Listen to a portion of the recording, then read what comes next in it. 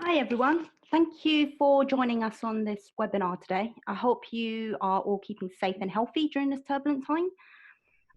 We're no stranger to any of the challenges that you're all facing at the moment. We've had a lot of questions that's come through from our customers, and over the last couple of months, we've been helping and supporting our customers through their office reopen plans. And as a result, we've pulled together some of the content that we're sharing with you today in terms of guidance of what you can actually do. We do have a lot of this content on our website as well, so you can access it over there if you need to, and hopefully it will help ease some of the pressure that you're all facing right now. Today, I'm joined by Yodit Santon, who is our CEO and founder at OpenSensors. Having worked in the industry for numerous years, Yodit is really deep in the mist with our customers, working quite tirelessly to support them with their reopen plans. And some of these she'll be sharing with you today.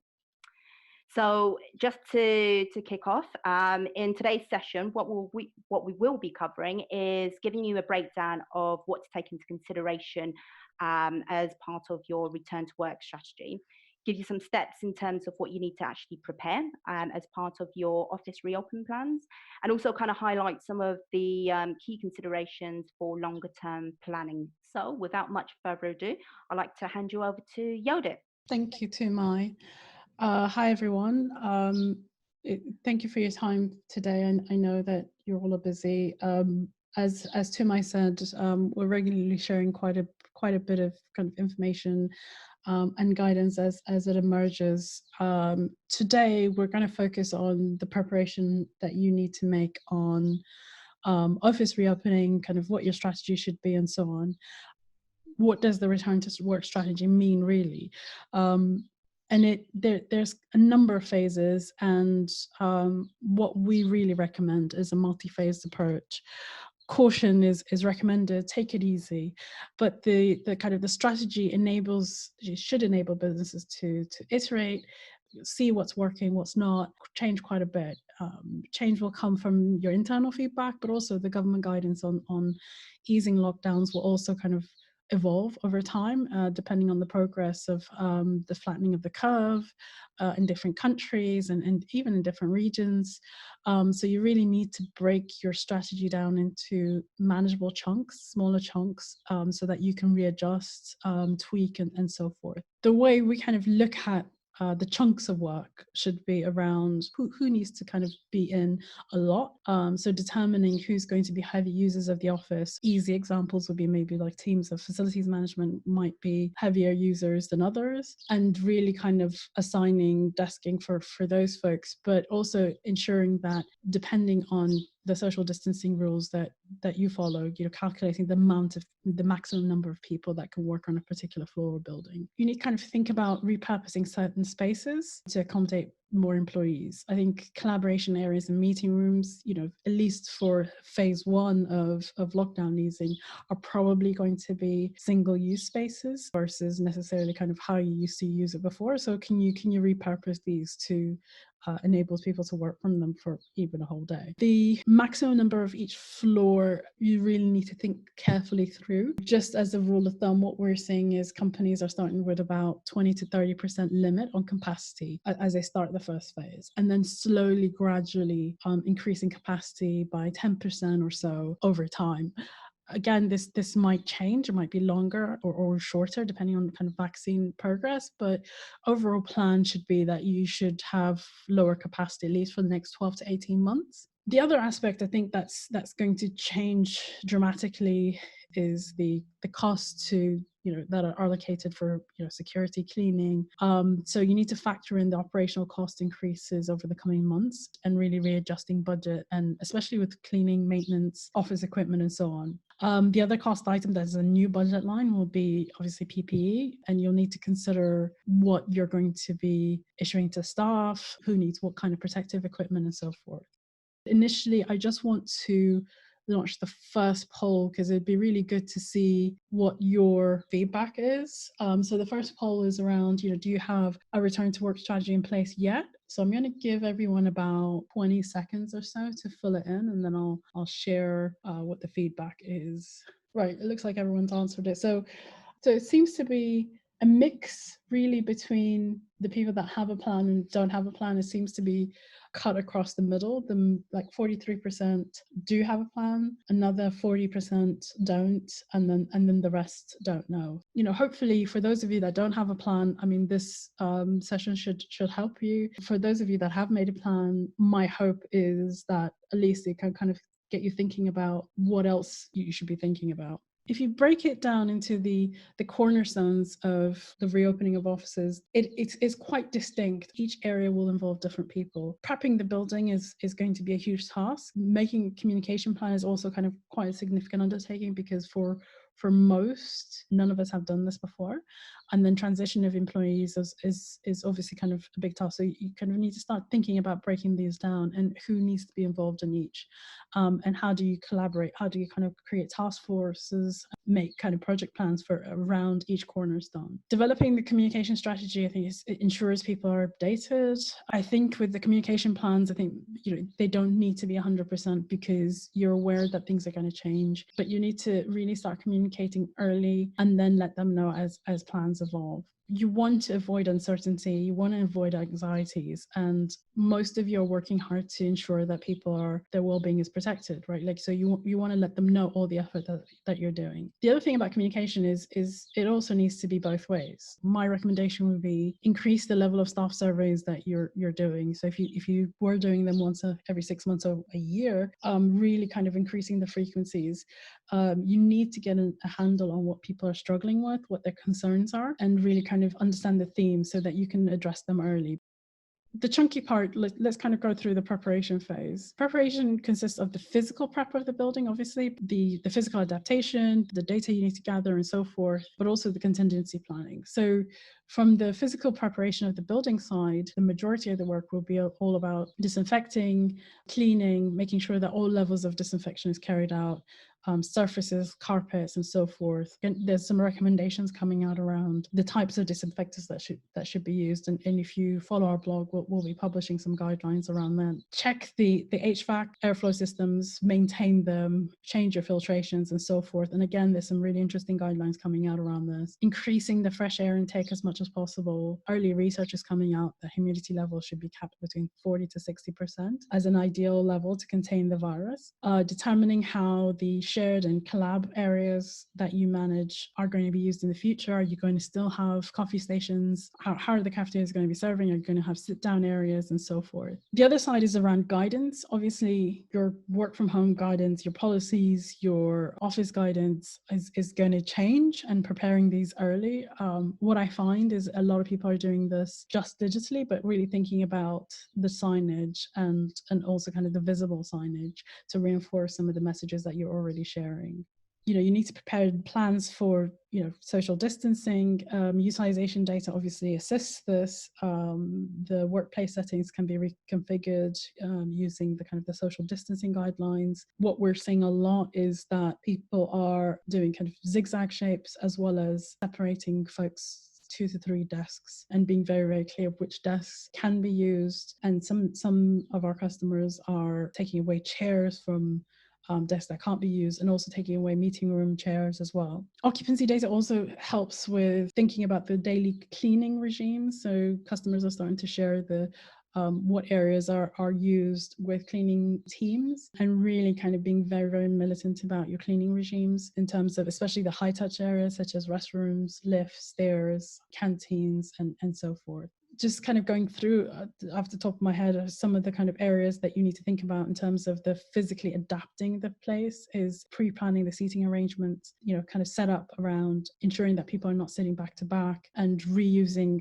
the meeting rooms as workstations if you need to, depending on the configuration of your floor plates. Some interesting things to think about, such as kind of using disposable cutlery in cafeterias so that people are not necessarily kind of reusing cutlery and so forth, and also obviously directional signage on floors and walls and so forth. One pretty major kind of cornerstone, I would say, is the contingency planning side. As I mentioned before, the costs will likely increase in terms of cleaning and the regularity of cleaning and so forth, but also you need to kind of start thinking about pooling some cleaning suppliers, so that you have flexibility to meet unexpected situations, and also kind of contingency around what happens if another lockdown is imminent. So if you see a resurgence, kind of having a much more thought through approach for another shutdown if it is necessary. With that in mind, what I'm going to do is I'm going to launch the last poll of the day, talking about social distancing. Have you started adapting your workplaces physically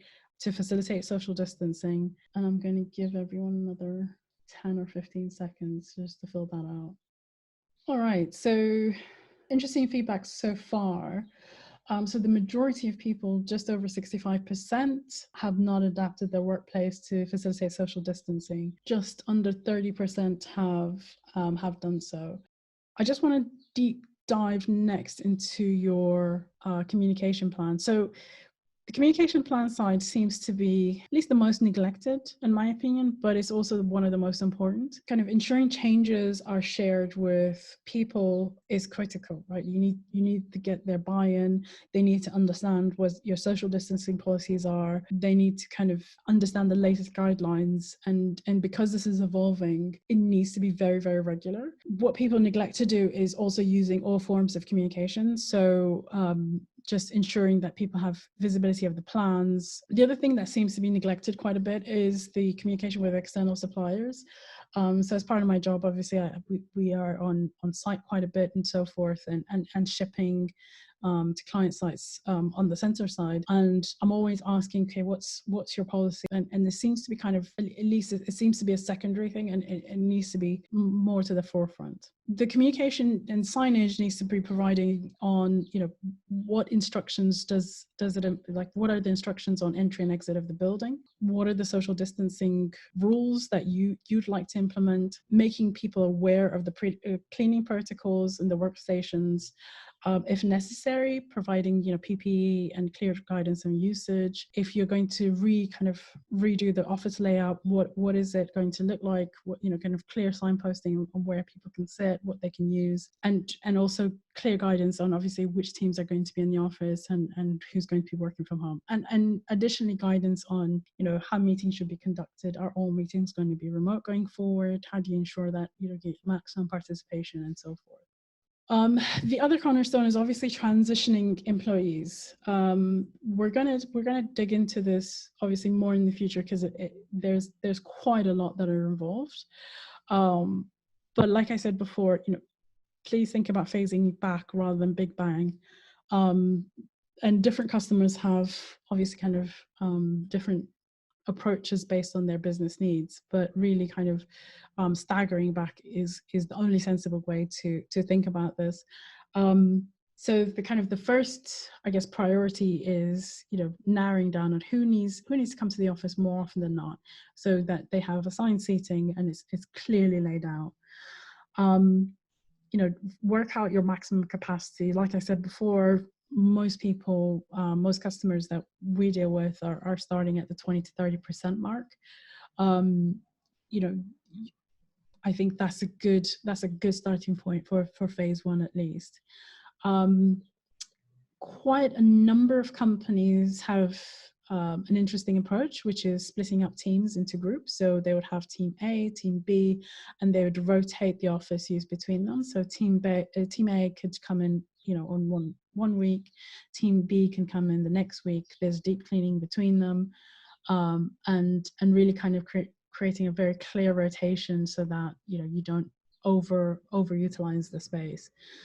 And then being very, very clear of single desk use, space use, at least until social distancing is eased. And what we're anticipating is at least kind of 18 months of this, really limiting the use of shared spaces, and so forth.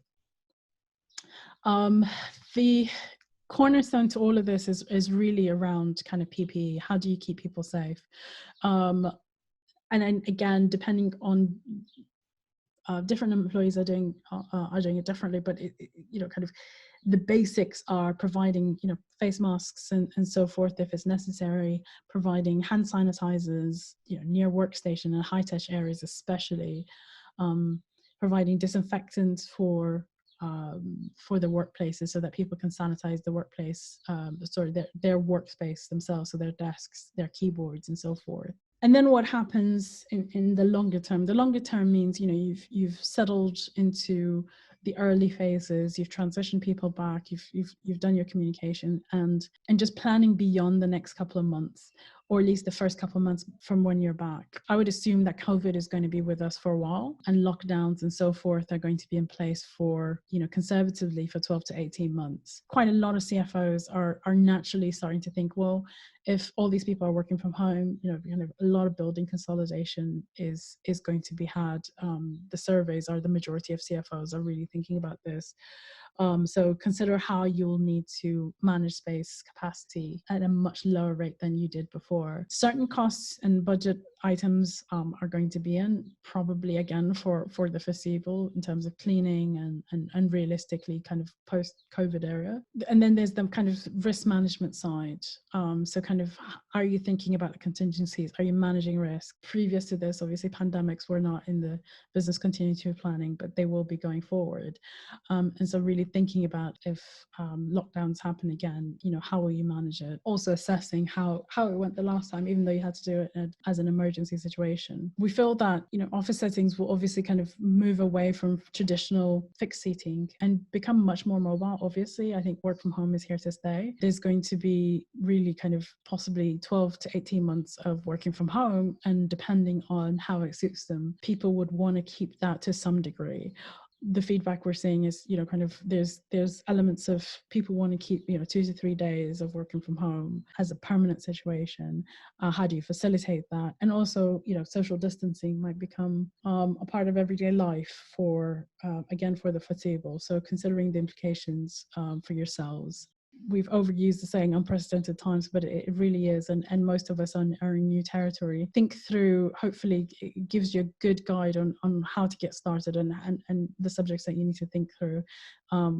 So your strategy needs to be in place, the preparation, the communication strategy, the transition, and kind of future of the business continuity of your organization. And I appreciate your time. So we're going to switch over back to Tumai, so you go through some of the questions. Thank you, Yodit. So we've had a few questions that have come through. So I'll just kick off by starting with the first one. So this question is, how would you calculate the maximum capacity of people who can work on a floor or in an office building? So in terms of maximum capacity, I don't know if there's a correct number, but I will reiterate the 20 to 30% as a starting point, and then going from there. I think that's the sensible way forward. Then, you know, once you kind of get to that 20 to 30% mark, you can make a better decision on how to reconfigure as well, what's working and what's not. Be conservative here and do it as slowly as you possibly can. And so that's the easiest, like the most easiest rule of thumb that I can give at this stage. Okay, thank you. Okay, our second question is, how can you measure how many people in a building or floor to ensure that you're staying below capacity? That's a good question. So there is no getting away from like surveys. There's multiple ways of doing surveys. There's manual surveys, sensor technologies, and so forth. Obviously, kind of we're a sensor provider, so that's the route we recommend. But you really need to keep a handle on the footfall on a floor by floor basis, and also keeping an eye on the social distancing side. From a sensor side, or at least from an automated data capture side, whether it's badging data or sensor data, you know, you can build in alerting for capacity and to monitor capacity. And you can get alerts as you hit as you go over capacity, as it were. I'm not really an expert on the manual survey side, but really kind of keeping an eye on the footfall is going to be key. The other thing is also to think about, if you're going to split up between teams, if you're going to have team A, team B on different weeks, they're going to have different behaviors. So, you know, team A might have, you know, most of that team might decide to come in, whereas team B might be much more work from home. So it's also kind of, you need to readjust as you see it implemented. So you'll need a few months worth of data to really kind of understand the routines and so forth. Okay, that's great. Okay, third question we've got is how can we measure the humidity levels in the office, and what was the recommended level to keep this at? The recommended level, okay, so the research, it's not really a recommendation yet, but just to be clear, there's some really interesting research that's come out, and if you can pop it into the chat so everyone can read it. But currently to contain the virus, the research indicates that between 40 to 60% is the recommended humidity levels for indoor humidity. Outdoor is very, very different, obviously, because well, you don't control that anyway. But for indoor humidity, between 40 to 60%. Brilliant, thank you. Okay, just one final question, just because we're running out of time now.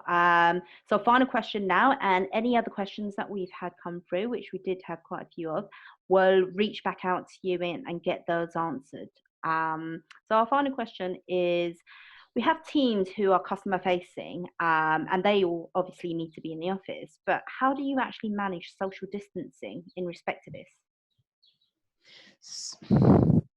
Customer facing, as in you have customers coming on site, or can you just expand a bit on this? Or is it like a regular office environment where? Yeah, of course. So this looks like it's teams of people who have to see customers on a regular basis, or most likely will have customer-facing meetings. So if they have to be in the office a majority of their sort of like working week, how do you sort of like balance social distancing? Um, Okay. how would they use the office space, I guess? Um, so the answer is going to be depends, but one of the I think at least for, if you think about the lockdown easing in different phases, there's the early and obviously much later phases. In the earlier phases, encouraging customer meetings to be virtual.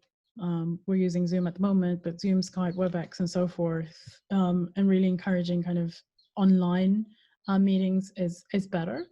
I think the over kind of lockdown easing and so forth, obviously the kind of how people meet face to face and visiting customer sites, or customers kind of visiting your site will be different. But I think it's, at least initially, just I mean, we're doing mostly online as an organization, and most of our organizations that we know are doing this. And then being very, very clear about what your visitor policy is going to be, in terms of providing disinfectants and so forth, and what your meeting room usage is going to be as well is going to be key. I think it's probably a little bit early in this phase to really kind of have a very set policy on how you're going to treat customer facing meetings, if that makes sense. Yeah, absolutely, that does make sense. I think you're absolutely right in saying that there are things that we can actually plan for now, especially when it comes to reopening, our office buildings. And there's still a lot of unknowns, but nonetheless, we still need to make sure that we're prepared and anticipate any likely changes that's going to happen in the next couple of months. So that's all the question time we've got for questions. And I'd just like to say thank you to everyone for joining us today. As I mentioned, we do have a deeper dive checklist that covers a lot of the elements that Yodit's actually covered today in this session. You can go ahead and download that from our website. We will make that available together with a copy of this recording, which we'll send out to you in the next couple of days. So with that much said, I'd like to give you back the rest of your day. Thank you to Yoda again for sharing the insight with us, and thank you to everyone for joining us today. Thank you, everyone.